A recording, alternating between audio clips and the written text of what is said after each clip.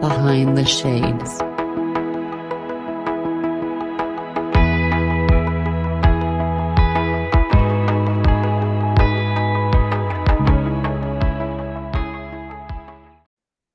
I think I mentioned last time in our interview how I got my start with helping people through personal training. And I love, helping people understand how to take care of their physical body and health in general. I feel like coming from a space of health is very empowering and important. And it kind of teaches people how to be a priority in their own lives or like remain a priority depending where they're coming from. But when people think of health, they think very like in a box of like when they're at the gym or when they're eating, but really health is always like mental. When is mental health like specific? It's not in a box as much as people think physical health is. But when you park further away and you walk in off the stairs instead of taking the elevator, like all those things are about health. And what I'm finding is where my direction with coaching has really kind of started shaping itself is helping people be more conscious in their choices around everything health, whether that be the health of their relationships, the health of their relationship with their emotions, the health they have within their relationship with themselves, with their partners, with their friends. And it's been a very unbelievable experience. I mean, it's just so fun to watch people transform and like really get to that next level. And I mean, you get it. So, but yeah, lots of shifts have happened in the last year since we chatted. So take us through it, as you mentioned, because that seems to be like the mountain that we all need to climb, right? Is better relationships for ourselves with almost everything, right? With food, with our health, with our friends, with our partner, with our loved ones, with our children, with our house, right? Like Yeah. take us definitely through it. So when you start helping people, Mhm. what do you find is probably one of the earliest stumbling blocks that they have? Um, that's a great question. I would say like the uncertainty of what's right slash successful. Like they're investing in themselves by working with me, and it's obviously important for them to see things move in a direction. But as humans, we learn more often by getting things wrong than by getting things right. Like when we get things right, we call it luck most of the time. We don't think like, oh, I did something. It's, oh, I got lucky. It's like, but did you?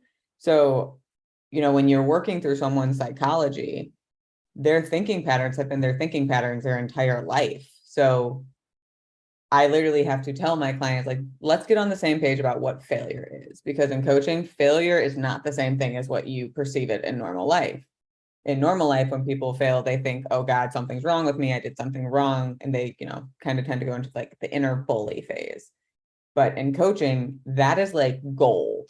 Like, when did you choose these things? What asked you to take this step over here? What were you thinking? Were you thinking? Where were you focusing on? So, just trying to help them understand like failure is gold and there is no such thing as a right direction. It's more kind of healing the relationship they have with themselves by giving them permission to get things wrong and helping them actually utilize it as a learning experience.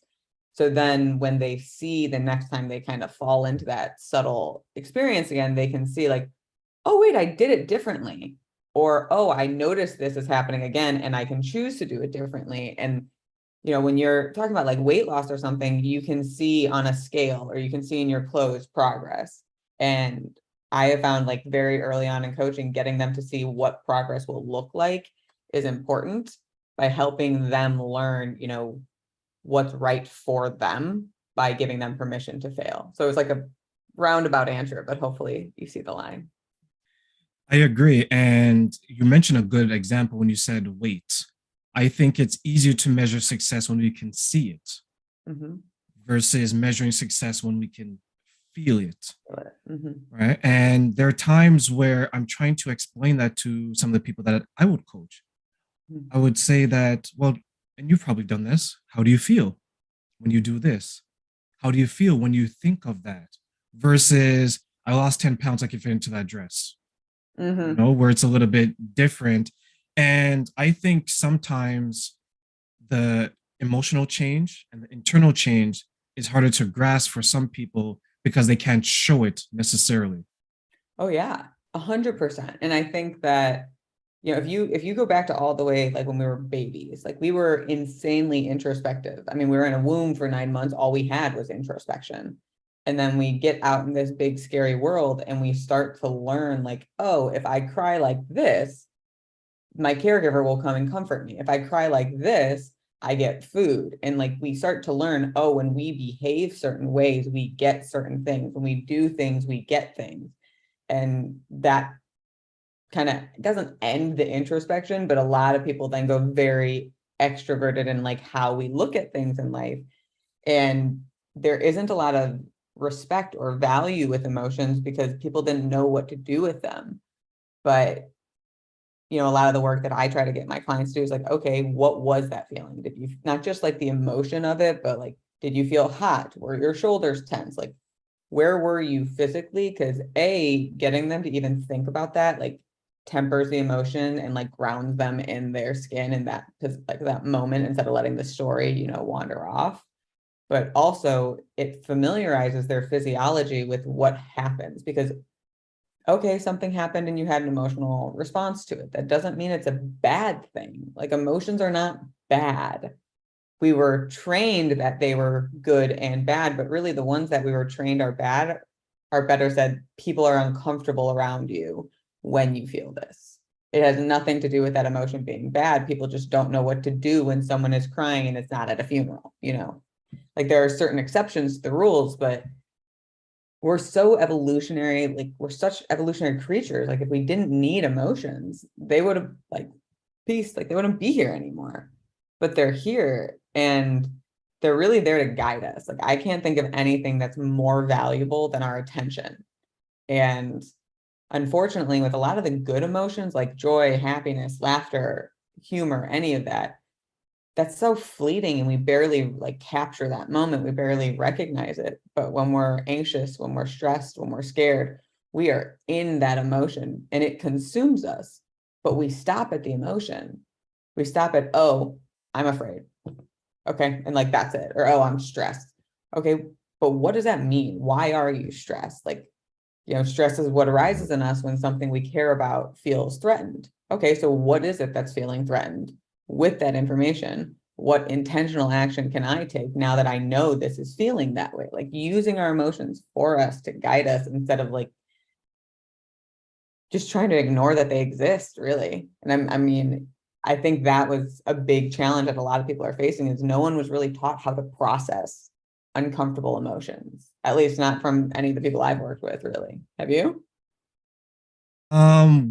What I've noticed is that no, it's like we're taught how to talk but not to communicate. We're taught how to hear but not listen. And we are taught to feel what we feel, but we weren't taught how to express it. And you're absolutely right when you say that there's positive and negative emotions. Like you can have, let's say, anger, which is typically described as a negative emotion. But you can be angry about something which incites you to go march, which incites you to create change, and you have a positive outcome. 100%. Right? I don't think people judge that. People spend less time judging what could happen or the outcome of what they express. Like I can be happy that Laura has a new house. But that happiness can fuel jealousy and envy. Now I need to get a new house, or it may get to the point where I'm like, well, Laura is succeeding because it started off this way, but now I feel a certain type of way. And I'm not going to continue to deal with Laura because when I look at her now, instead of feeling joy and happiness from her success, I feel something else. So, do you help people to map or to at least understand their emotional responses, as many of us didn't grow up with that training?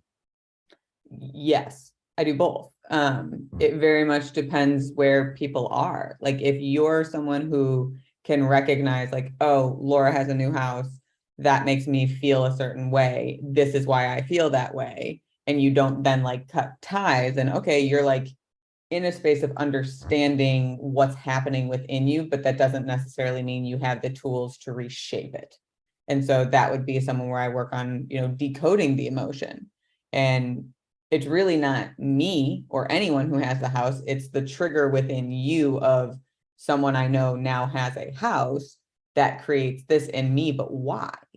What are you like, where's the meaning within it? Like, there's plenty of people throughout the country, the world, buying houses every day. What, like, why does it matter if another person, like a specific person, for example, like me, that like, why does that actually invoke a reaction? And people get this all the time on social media when they see their friends getting married or having kids, and it makes them like question where they're at, because we feel like there's almost this like blueprint of what we need to be like, okay, we're here. So by this age, we need to be doing these things. And like, oh God, these people are doing these things. Does that mean I'm behind? Like, there's no behind or ahead in life. There's just your life and your path and what drives you versus others. So it's kind of getting people to understand that their emotions are signals for them to like understand what's happening within their bodies, for them to then choose to heal that or use that. Not all react, like you said, like anger about injustice, for instance.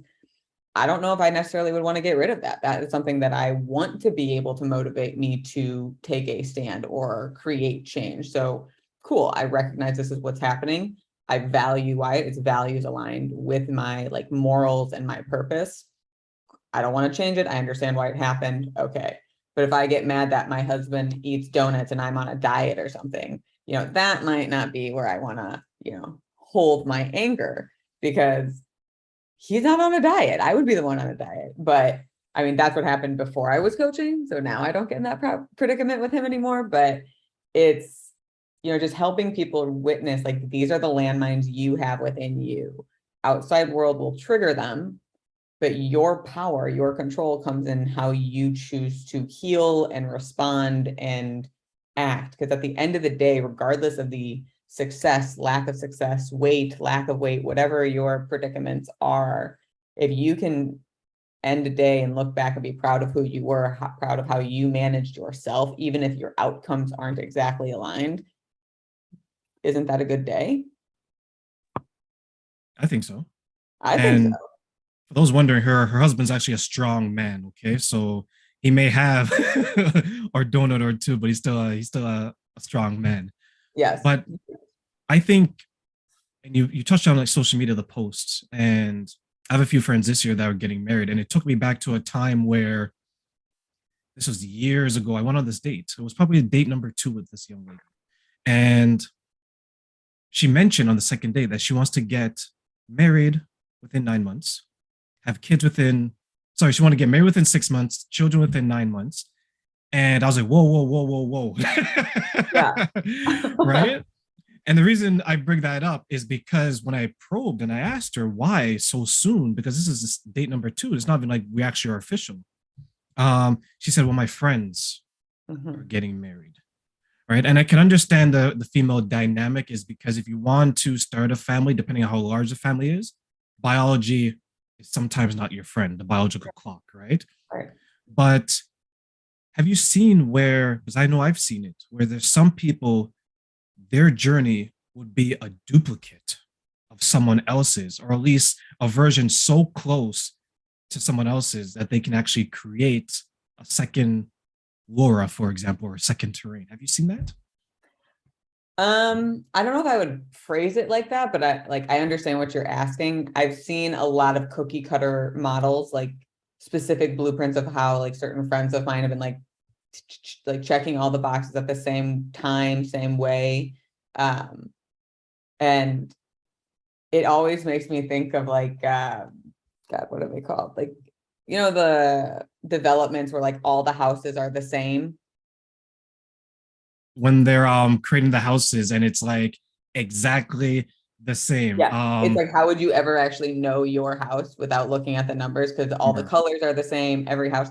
Like, that's what I think of. And humans are not like that. Like, we each have our own unique fingerprint in like general, like fingerprints, but also like psychology, evolution. I mean, like my brother and I, and if you think about it, siblings are supposed to be more closely aligned because they're raised in the similar nature nurture experience. We couldn't be more different. Like, it's comical how opposite that we are, yet we were exposed to 99% of the same things and had a lot of the same morals and values instilled in us, and we are very different people. Now, he is successful in his own way and I'm successful in my own way. And who's to say one way is better than the other? But more importantly, where did the competition come from? Like, why do we need to compare and compete? Oh, my friends are getting married and having kids, which means I should. And if I don't, then I'm failing or I'm not where I need to be. Says who? Like, where did this competition come from? And my suggestion is fear. But what do you think? I think I was going to say, I think that people don't want to get left behind, but then that ties into fear. And then I was going to say, I don't think people want to seem less than, but then that's coming from fear. Fear. Right. And it's all Right? fear of like not knowing. I called it the Goldilocks complex. This is literally what I feel like everyone deals with is we work as hard as possible to succeed. And then when we don't succeed, it's not enough. If we do succeed or we put too much on our plate, we're spending too much. It's like this, it's too big, it's too small, but what is your right? Like I had a business coach try and sell me, and he was telling me how much money I could make every single month and how it wouldn't require more time and this and that. And I was just like, no, like I'm not, like it sounds like you're helping a lot of people. I'm happy for you, but like I'm not your potential client. And he was very persistent with me to the point I got a little agitated and a little spicy, which I can be spicy sometimes. And I said something along the lines of, with all due respect, I have said no, I'm not interested 3 times now. My purpose and my drive is not money oriented. So I am not your ideal client. I don't want to take on as many clients as possible and make all the money in the world. I want to help people in whatever way helping is most impactful. If that means less financial stability for me, then fine. But that's not something I'm really worried about because it's not about the money we make or the blueprint we're on or what other people are doing, because you can follow that and at the end of the road be dissatisfied with your life because it wasn't your life. It wasn't your passions. It wasn't your choices. You were just going along to get along so you didn't feel left behind in this fictitious timeline of what we believe life should be. And I think one of the most important questions people need to actually answer for themselves is, what relationship do you want to have with fear? We encounter fear every single day. Fear of what others are thinking of us, fear that we're going to be seen in a specific way, fear that we aren't doing enough, fear that we're doing too much. I mean, everything is so uncertain in so many people that it's fear every day. But do you want to use it as a stop sign? Oh, I'm afraid I'm not going to do enough, so I'm just going to not do it at all. Do you want to use it as a motivator to like overdo it? But like, where is balance within fear, and how do you want to respond to fear?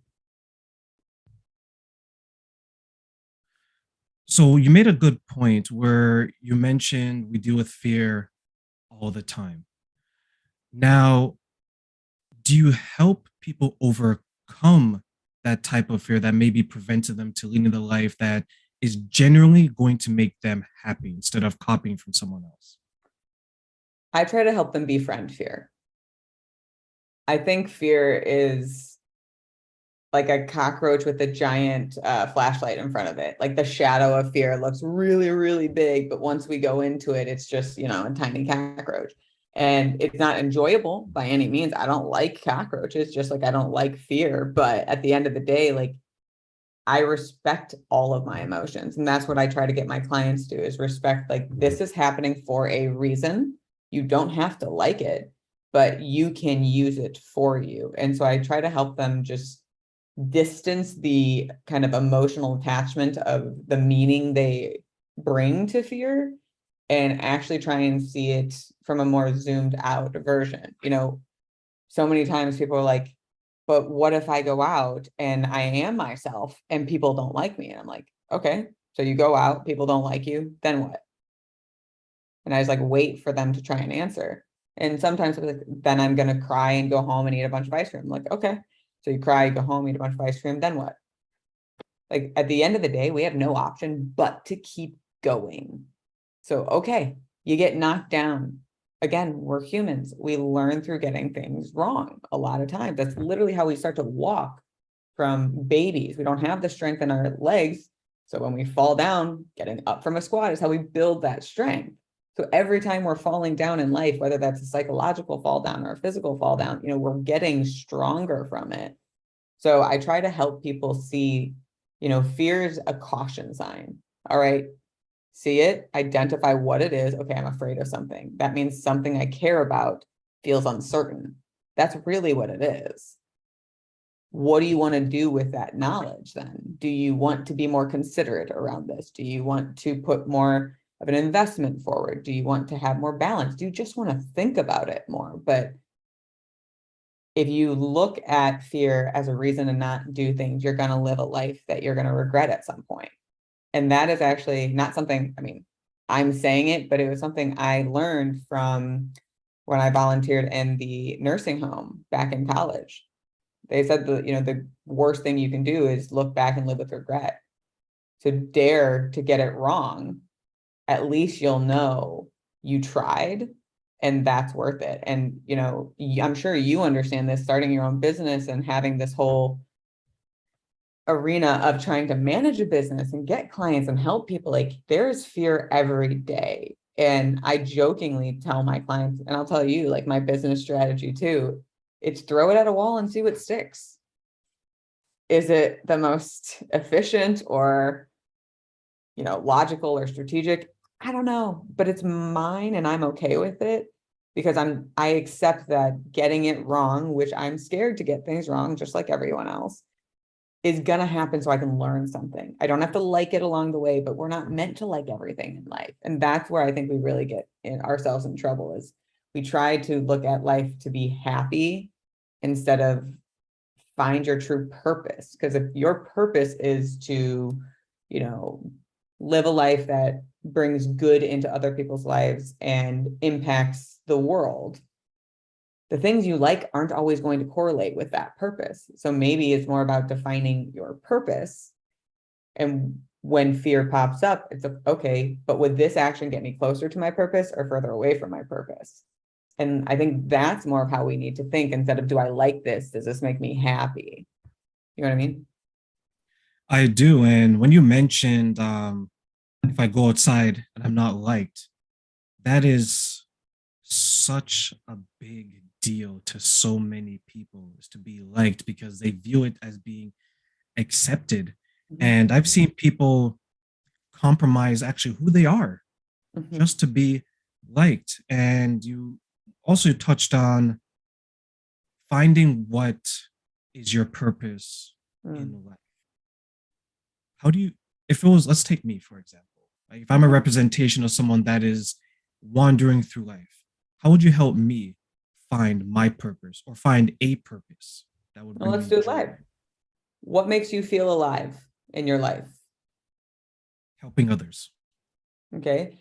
Is there any element around helping others that can trap you into unhealthy patterns? I would say yes. For example, if you were to, like, I would say time. Like if someone is in consistent need of your time, then you may run into that issue. You told me that what makes you feel alive in your life is helping people, right?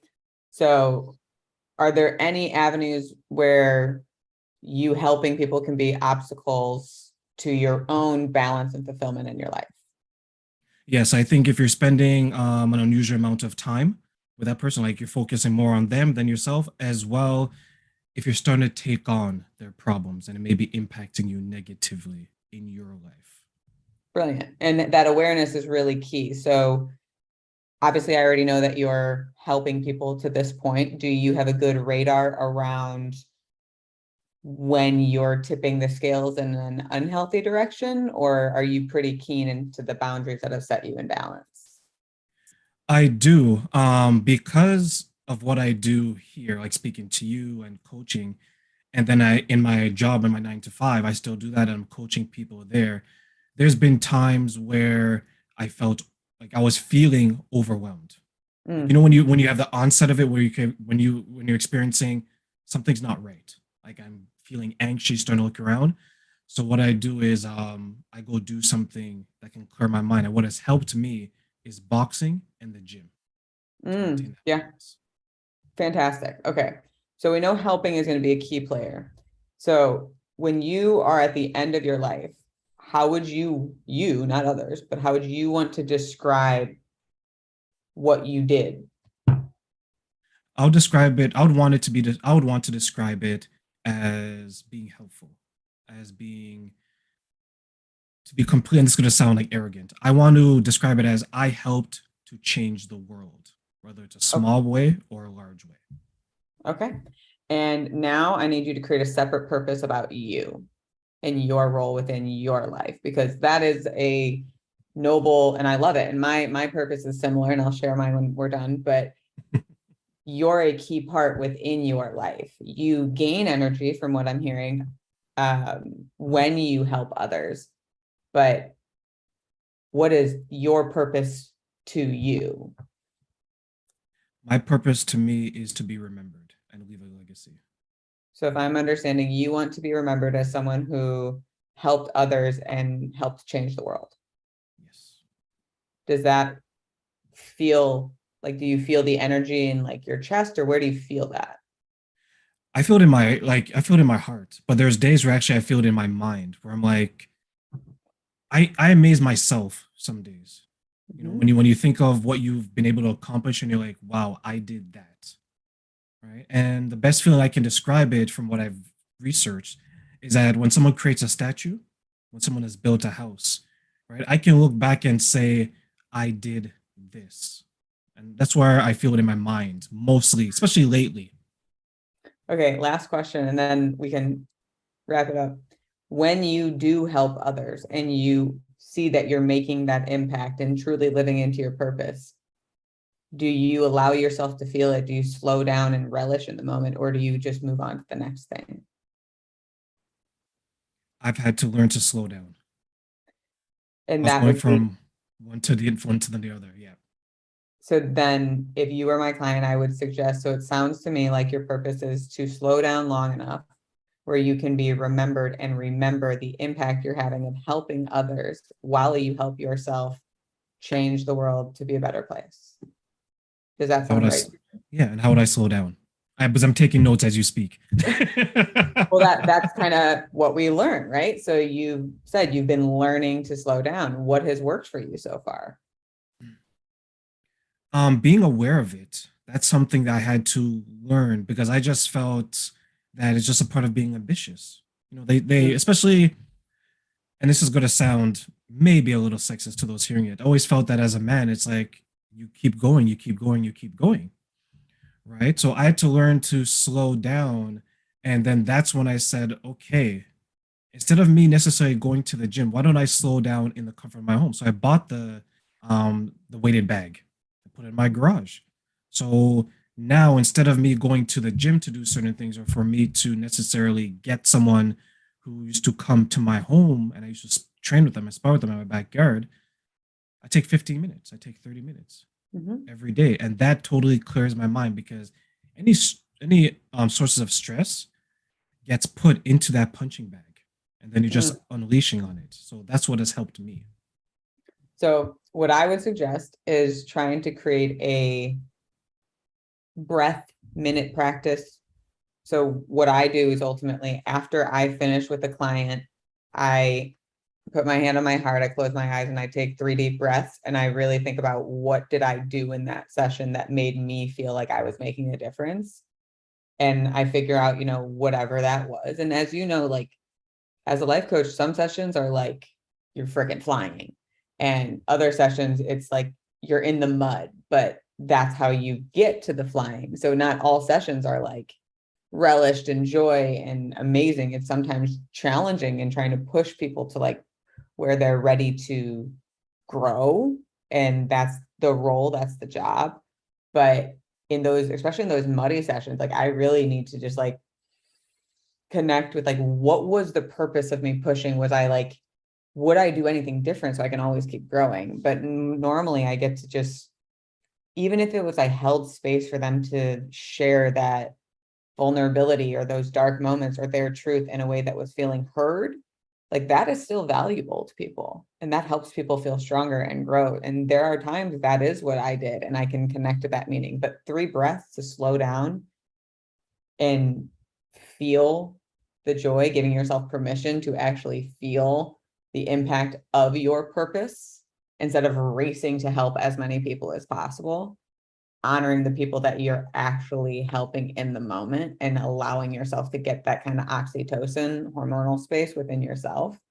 And then what I do at the end of the day is I give myself a headline of the day.